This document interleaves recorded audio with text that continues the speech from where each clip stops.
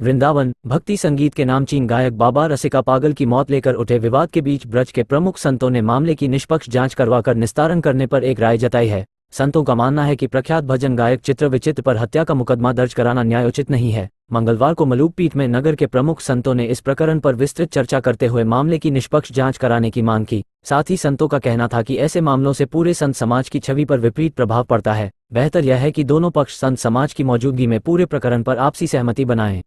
सामने आता है, कहीं ना कहीं लगता है कि ब्रजवासी संतों की छवि से लोग बदनाम नाम का नाम। ये वस्तुतः जो प्रकरण उठा है इससे सभी वृंदावन के संत व्यथित हैं और इस प्रकार से तो संत स्वरूप की, संत वेश की भी निंदा होती है और हमारी अंतरात्मा यह स्वीकार स्वप्न में भी नहीं कर सकती है कि विचित्र बिहारी दास जिन्होंने अपने गुरु महाराज की सेवा करके उनकी कृपा से भेष भगवान का भी प्राप्त किया और अपने गुरु महाराज की यश कीर्ति पद भजन गान के रूप में पूरे विश्व में स्थापित कर रहे हैं, वे इस प्रकार का घृणित भाव उनके चित्त में आएगा, ऐसा हमारा अंतरात्मा स्वीकार नहीं करता।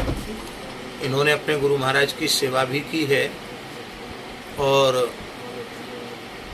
स्वामी श्री हरिदास जी की परंपरा के श्रेष्ठ संत श्री रसिका पागल बाबा, उनका एक एक पैसा संत सेवा में गया है, उत्तम कार्य में गया है।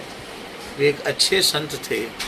तो हम सब संतों की, वृंदावन के सभी पूज्य संत यहाँ विराजमान हैं। पीपा द्वाराचार्य जगत गुरु श्री बलराम देवाचार्य जी महाराज भी विराजमान हैं। चतुर्थ संप्रदाय के अध्यक्ष पूज्य शास्त्री जी भी विराजमान हैं। सर्वेश्वर वाटिका वाले पूज्य महन जी विराजमान हैं। श्री रासमंडल वाले महाराज जी विराजमान हैं। झाड़िया निर्मोही वाले शंकर हनुमान जी वाले महाराज जी विराजमान हैं।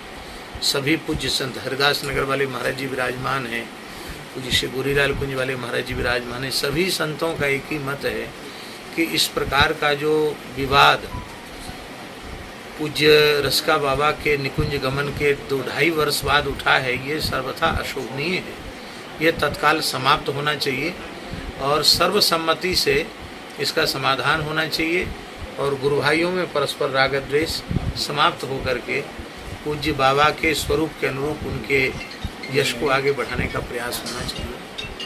और ऐसा भी है, संतों का ये भाव भी बन रहा है कि पूज्य बाबा का जो स्थान है वो स्वामी जी की परंपरा मर्यादा के अनुसार परंपरा के संत एक परंपरा और संप्रदाय की मर्यादा के अनुरूप ट्रस्ट गठित करें और वह ट्रस्ट उस स्थान का संचालन करे और बाबा के चाहे गृहस्थ या विरक्त जो भी शिष्य हैं आकर के दर्शन करें, उत्सव करें, सेवा करें। इसमें किसी के आधिपत्य की क्या बात है। ऐसा भाव भी संतों के हृदय से आया है। तो चित्र बिहारी दास जी और विचित्र बिहारी दास जी का जो अपने गुरुदेव के प्रति समर्पित भाव है, उसके साथ सभी संत अपना समर्थन व्यक्त कर रहे हैं और जो लोग आरोप लगा रहे हैं उनके प्रति भी संतों के मन में कोई अन्यथा भाव नहीं है। वे भी अपना भाव संतों के चरणों में व्यक्त कर सकते हैं और परस्पर मिलकर के सबको बैठ कर के समाधान करना चाहिए। अब ऐसा तो नहीं है, लेकिन इसमें जो हमारे विचित्र बिहारी दास ने श्री रसिका पागल जी की हृदय से सेवा की, जैसे गुरुजन की सेवा होती है गुरुजन की करनी चाहिए। तन से मन से सर्वरूप समर्पित होकर के आपने अपने गुरु चरण की सेवा की है, उसका धर्मरूपी फल उनके साथ है भी।